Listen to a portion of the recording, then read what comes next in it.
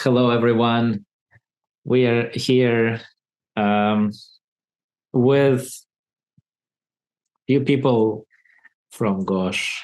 Andrew, Sergey, and Luca are here. We're going to talk about Gosh new release, which I even don't know what is the number of this release. And that's the first thing we want to discuss. I mean, what is the number of the release? Andrew? It is third release, actually. Like, in terms of numbering, we had like internal releases, everything. But it is third release and first stable for contracts on the blockchain, which means that we don't want to do major changes for contracts for quite some time from now. The only changes we will be doing is optimizations on our non-blockchain part. That's the Before we go into this, let's just start. Okay, so this is the third major release. So basically it makes it version 3. Yes. Something, right? 3.0. We put this as 3.0. Which is crazy. I mean, it's crazy because we just started and we started developing in April.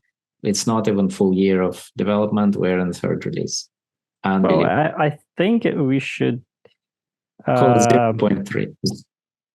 We should be doing like a smaller patches and releases more often. That's something that I would like to have.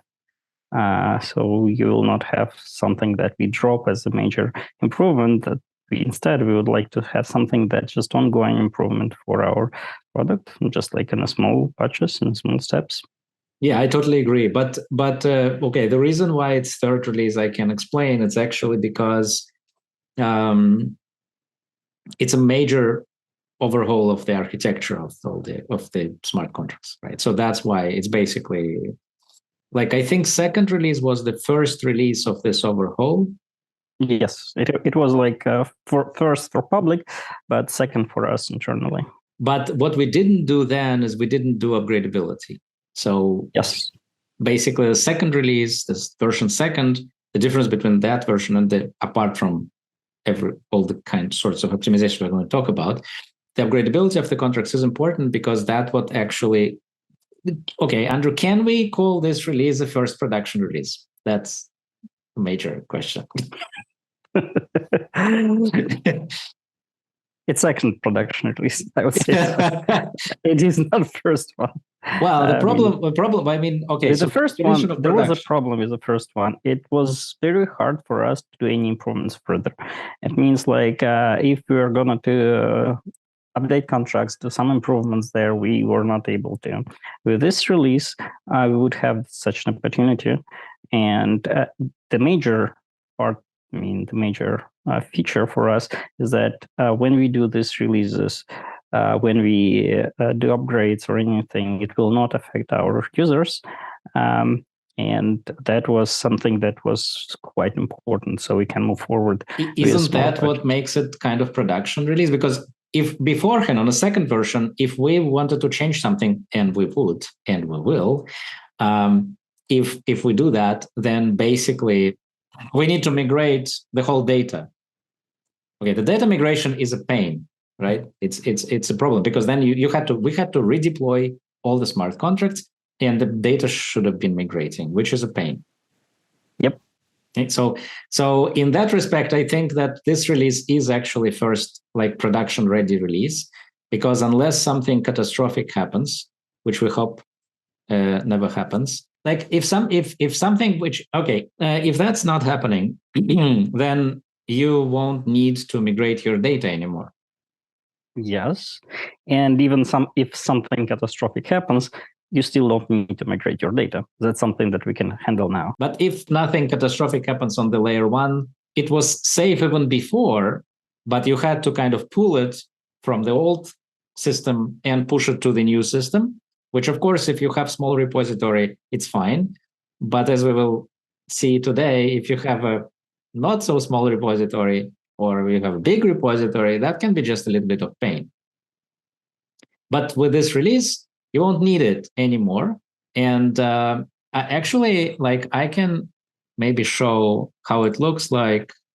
So you have this, if you go to like, repository, And then in the settings, hit upgrade. This is the, like, if there is a new upgrade available for the smart contracts, for the system, you will see it here.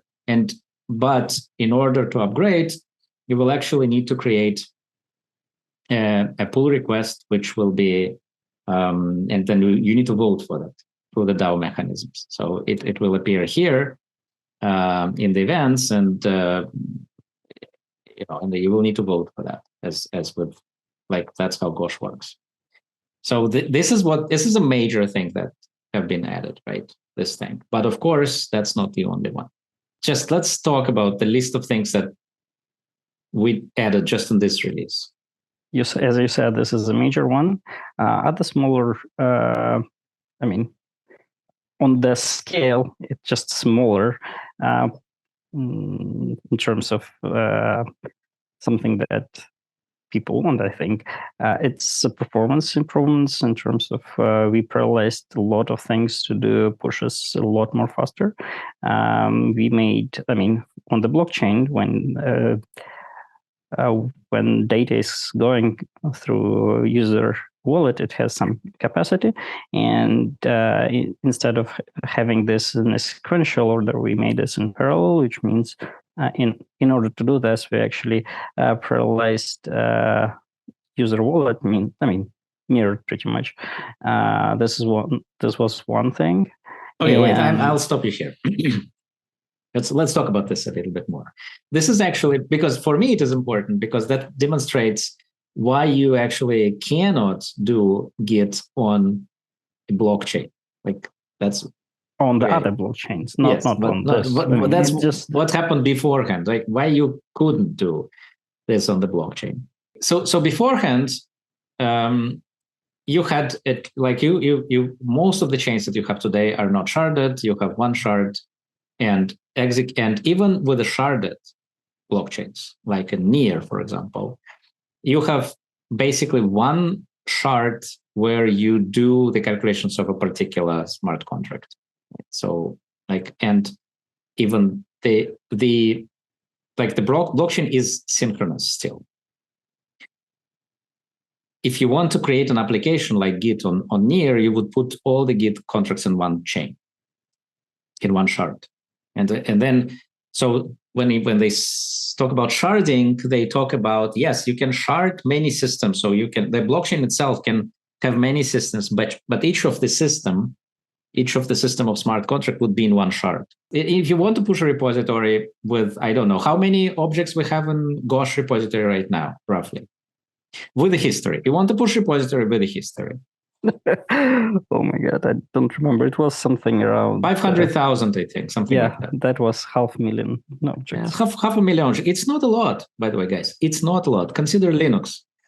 It's this one. The Linux has 15 million. It is not a lot in terms of Git history, but it is a lot for blockchain objects. Exactly. Like, so imagine you have to have 500,000 interactions with smart contracts, right? To push all that data into it and execute. You just calculate. You have a block every 1 second, for example, even. So you have 500,000 seconds. That's not so pretty, right? And I don't think ever would anyone would use this ever. So you have two options. In terms of architecture, you have two options on how to design Git on blockchain, right? If you have this kind of blockchain, the only thing you can do is basically apply everything on the PUC file and just send a new PUC file. It's more or less the only thing you can do, right? And store this, because the PUC file will be huge, but you can then store it in IPFS, put in some hashes on the blockchain, limited amount of hashes. That's how basically everyone tried to do that up until now. But then the problem is every object, you will not be able to interact with the atomic objects on Git. So basically, you will not be able to build features like you do platform features decentralized on the blockchain on top of this repository. In essence, when you put a code on a blockchain, a Git today, you create ontology of this code. You would not be able to have that ontology inside blockchain if you don't put every object separately in it and actually compute every diff on the repository. Yeah, but you didn't mention another problem with that. If you have this in a pack file or in any other object, it will be very hard for the blockchain itself just to do validation for those. You have to go sequentially over those objects, and whatever you do, if it's not parallel, it will be sequential. So even if you won't validate, just like, or you won't validate, or you just basically put a hash and say, okay, you validate it on the client. For us, it's much kind of easier in terms of we have a blockchain that allows you to do this parallel calculations, which means that you can divide this all like objects in a small portions and validate each of those portions in parallel, and then just merge this information and do this kind of layered system, which means you can do this a lot faster. So we will demonstrate this. Let's demonstrate this actually. But basically, so to finish with this part of the release, it's parallelization, the ultimate parallelization. Basically, we had to take the Git remote or the clients, whatever client you have, like, or web, for example, and we had to heavily parallelize sending of the data, pushing the data, or the objects of your repository into blockchain. For that, not only we had to parallelize the whole process of push on the client side, but we also had to parallelize, and that's what Sergey started to talk about, parallelize how this pushes, where you push it, because you had to have the addresses of the pushes. It cannot be one contract, because if it would be one contract, then everything would be bottlenecked. And that's what happened actually in the first version of that. So, okay, let's talk about what's happening. Let's go deeper. Oh, now we use a lot of wallets for each person, each profile. So we can send external messages to one of 64 wallets in blockchain. So it's 64 contracts, and each of these messages will be parallel between each other. I'm sorry, it's just I wanted Sergey to go deeper in terms of like what happens with blobs and commits. How do you check that they're actually consistent? If we speak about situation when we check this, we send message to repository, and repository is a contract. Okay, so repository is a contract, and we send address of commit contract. All these contracts connected in one system. So when we want to push the commit, we need to check it, and repository start to check it when we send a signal that we want to push it. So repository sent the signal to commit contract, and commit start to send messages to all diffs to different files. And these diffs check, these messages sent in parallel, but only for different files. So messages to different files sent in parallel. But we can't do it to one file, because we need that diff apply step by step. Of course. But that's fine, because like by the time, if we have 500,000 objects, which commits into 2,000 files, it's basically 2,000 parallel executions of sequential diffs to each of the file. And yeah, of course. But when we have situation when we have 500,000 diffs in one file, it will be long. Okay, so all diffs sent in parallel, and we have a file contract in our system. It's named snapshot file. So in this snapshot, get diffs and apply these diffs to his inner information, inner data file, and try to apply this diff. Of course, we have a lot of checks. Which commit we need to check.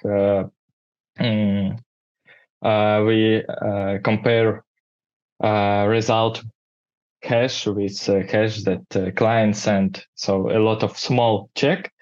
But when we apply this diff in snapshot, we send information to diff contract that all is correct. And this diff contract accumulate all approve from different diffs to this file. After we passed this all checks from files, each diff send approve to commit, and commit contract accumulates this approves from all the diffs. In parallel with this check, we have check of history, commit history, because if we have 10 commits 10 commits push, we need to check that all these commits in one line. So when we go deeper to the history, we find true commit from this repository. And in parallel with this diff check, we have history commit check. When you send message to the previous commit, to the previous, and try to find commit when commits that was approved early in this repository. After this, to check, commit sent to the repository message that all is correct, and repository applied in repository information. Whole story shorter, we are doing No, that was good. That was good. Yeah, it's deep and very detailed story.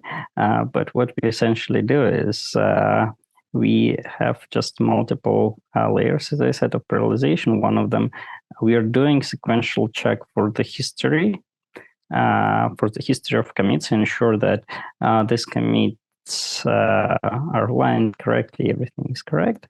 And we are separately checking the hashes for these commits, and we are separately checking that each commit is valid. So that's just like different layers. A lot of calculations going on, bottom line. A lot of hashes checked backwards to the whole, tree and to the whole object history and so on for this particular commit before it applies. So if what happens if something fails? Basically, nothing. Everything rolls back, right? Yes. Well, commits not getting applied. That's the only thing. I mean, the push is just not going. Which is exactly behavior you would expect in something like GitHub. But GitHub, of course, does all these checks centrally on their server. Here, it's all done in decentralized way. Everything is done decentralized way.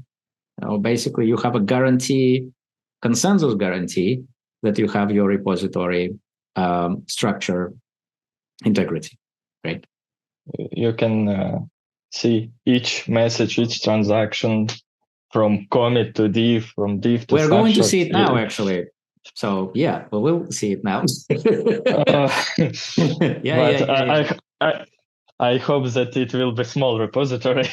No, we're not going to stress it out. Okay, I mean, yes, it's still like, okay, so how much time right now takes for Gosh repository? We said it's 500,000 objects with the whole history. We're talking about first push of repository, because the latest pushes are, of course, much faster. How long it takes usually right now for Gosh? 27 minutes for remote part, for client part, and 15 minutes for blockchain part. Unbelievable. Before it took hours before. It's like that's the result. I mean, it took more than 7, sometimes 12 hours on the first version. So you can imagine what was done. It's amazing job, and it's a really truly shows the power of asynchronous execution and parallelization of this whole architecture. And we know how to improve it. Yeah, we will talk about that a little later. But first of all, let's do some demo with small repository. And I want you to show like how remote works. Like Andrew, if you can show us how remote works or whatever. And then we want to go to the blockchain explorer and see the objects that was created, like the smart contracts that were created, the wallets that were created in parallel to do that, and then the kind of commit objects, blobs, snapshots, and just give us a snapshot on what's happening, what's going on. Let's do that. Okay, now we wait for creating organization. Yeah. We deployed DAO, and this DAO deploy 64 wallets for each member of this organization. This is address of zero wallet, and we can see it in Explorer. Yeah, and these messages with 60 tokens, this is deploy new wallets. So we can see a lot of messages. It must be 63 messages with deploy new wallets for my profile. So I have one contract of profile, and I have 64 wallets, and I have, for example, 3 DAO with to my profile. So I have 64 wallets for each of these DAO. Okay, now we can create a repository. Each of these DAO participants, yes. I have one profile contract, and I am a member in 3 DAO, 3 organizations. So for each this DAO, I have 64 wallets. Yes. Also. Okay, now we create a repository contract. And in this repository contract, we can create some branches. Branch, it isn't contract. It is only data in a repository contract. Waited some checks. This is the address of repository contract. In Explorer, we also can see it.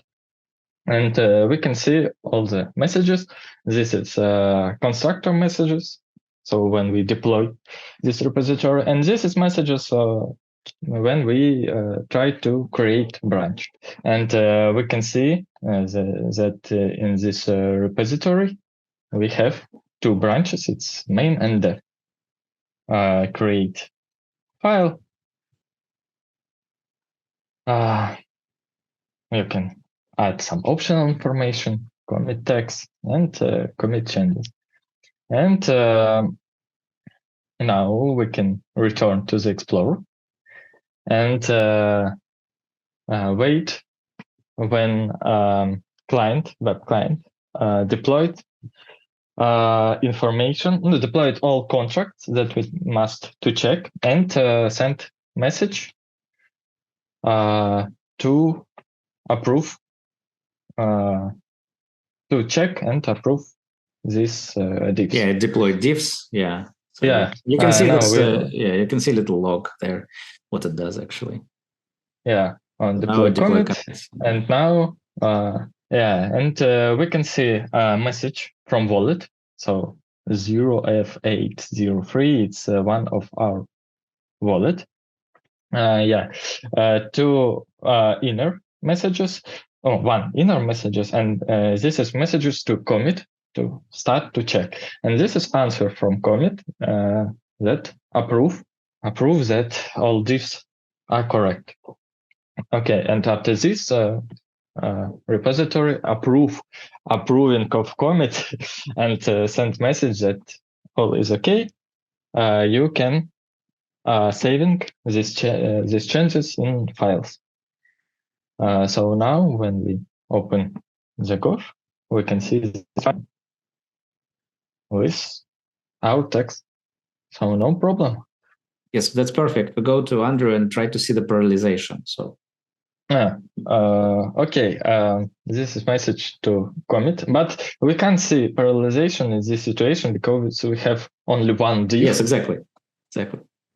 And one file. So what you want to see?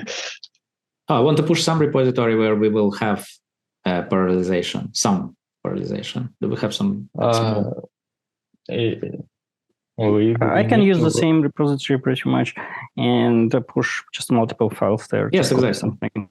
Exactly. That's, I think, easier. Let's do that. You can share, by the way, Andrew. You don't need to wait for Sergey because we have allowed multiple screens sharing. If you want to show all logs? No, yes, on one hand, on the other hand, it will be, this is a repository that Sergey just created, and here is his file. Let me copy something here. Yes, so what I'm doing, I just created a commit with multiple files, and I enable telemetry on my local machine, just to see what's going on the client side and pretty much internally in the Git helper, Git remote actually, and let me open telemetry. So let's try to push and find traces. Yes, I think this one. And just does a bunch of stuff there. So what happens actually this is a list. It's just receiving a list of what's going on at the server side. Wait a second, is it correct? Push? Oh no, that was pull actually. So this is the push, and it's actually did a lot of things already, just a lot. If you come here look here closely, what actually happens? We are pushing snapshots for the files. For this one, it takes 17 seconds. It includes time on the blockchain and push for the file itself. So it's just all of this, as you can see, it's just a lot of things there, just vertically aligned. It's just push for the files. Then we do a lot of waiting, making sure that everything is accepted on the blockchain side, and finally just committed.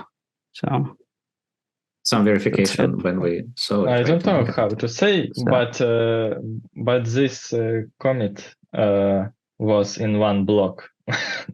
Yeah. So yes, it is. I can share, but we can.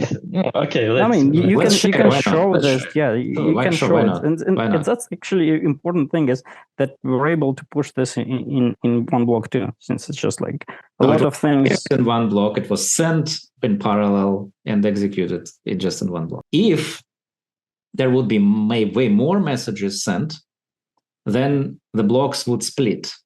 Yes, that's what happens when the parallelization would really kick in terms of like more parallelization would kick in on the blockchain level, because right now we kind of could basically all the instructions could be executed within 1 second on the blockchain. If that, yes, on the like in the execution, I'm talking about execution of the virtual machine itself. It happened within 1 second, because if it wouldn't happen in 1 second, it would need more than one block to execute this. Then we would see within a very short period of time how the blockchain itself starting to split the execution into separate parallel execution threads and create parallel blocks. And that could go up to right now in configuration. I don't remember what we did, 128, something like that. So I think even now, parallelization did matter a lot, actually, since every contract has incoming queue. And if you do this sequentially, it wouldn't be able to do in one block, since we're doing this in parallel. I said we were on the TVM level, we're able to execute, but the reason why it's actually arrived to the one block time period is because of the parallelization. This is a repository. We can see a lot of files with content, and this is our repository contract. This is my old push. We can see that also in 0 seconds. And this is Andrew push, also very fast. And we can see that commit contract. This is answer from diff. And we didn't wait for it when we sent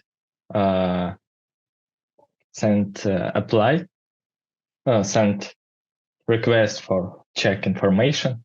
We sent 8, or I don't know how much files Andrew pushed, but we don't need to wait all information from diffs.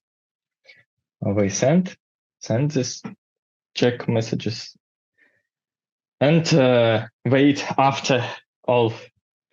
Well, of course, we wait check from diffs. No, we wait, but we wait for a sync. It's basically a sync await kind of. Yes. It's exactly a sync await. So it's asynchronously sent.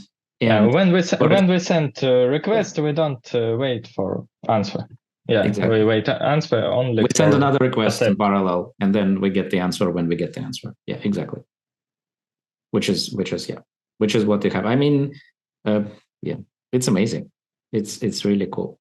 I think it's really, really cool. So let's talk about what can we do next. Sergey, give us some hints on what we still can improve here. Firstly, I have idea to improve. It isn't about architecture improve. It's only for using contract improves. So now we have some limit of gas in one block, and I can send a lot of messages, to diff contracts in one transaction because I have limit of this gas. So now I have a situation when I send a message to my own contracts, and this message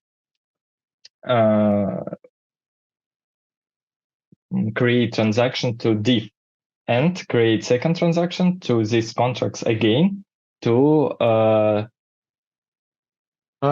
increase number of diff.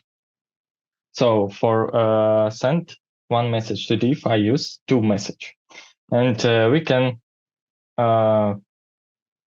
improve it. For example, send 5 message. We need to calculate gas that we spent for one message and optimize our contracts using this gas. Let me provide a little bit of color why gas is important here. As you could see, that first of all, it's all for free. This kind of usage of the Gosh at this level, like for repository, it's for free. But it doesn't mean that it doesn't have gas. It does have gas. So as you saw, the value for each message actually displayed in the Explorer.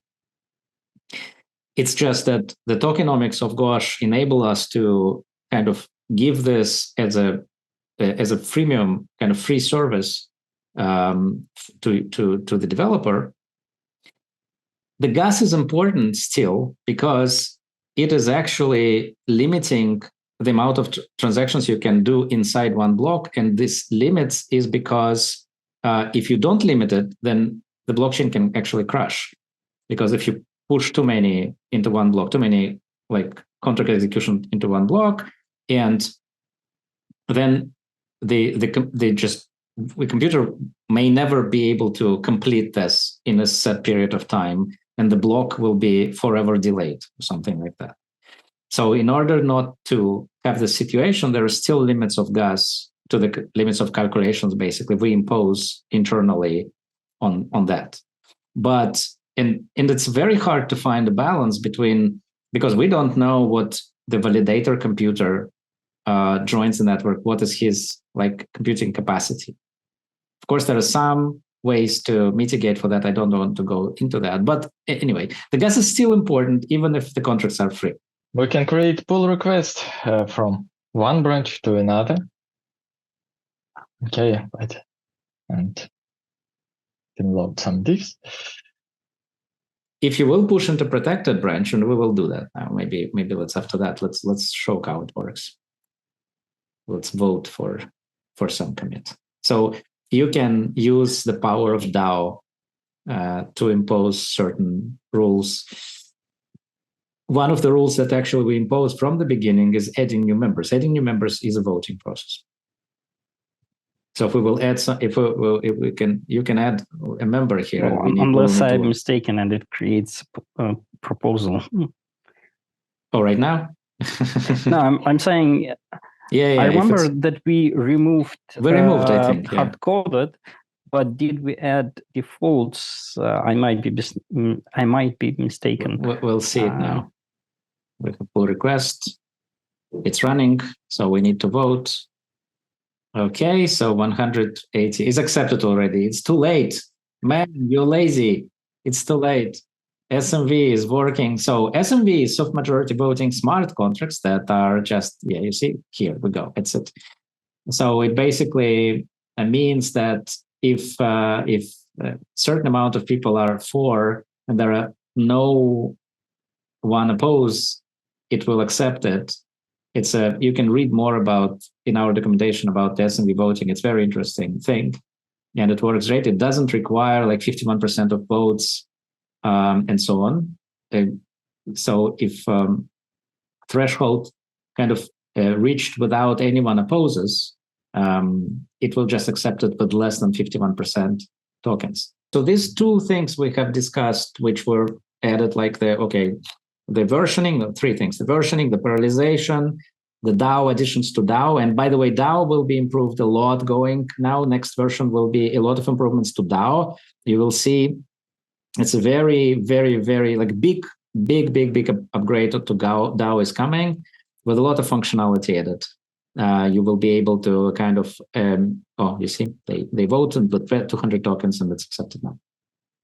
So you will have possibility to actually distribute the tokens freely, because right now it's just basically given to you, everyone with the same power. Now it will be changed, so you will be able to distribute the tokens by the DAO voting to new members, amount of token by amount, and then you will have ability to like create tasks where you could automatically distribute the tokens for when you accept the task as being done. For example, some commit, that if someone commits into your repository, you accept it, and your repository, according to the settings you set yourself, will just give certain tokens to this contributor for like her or his contribution.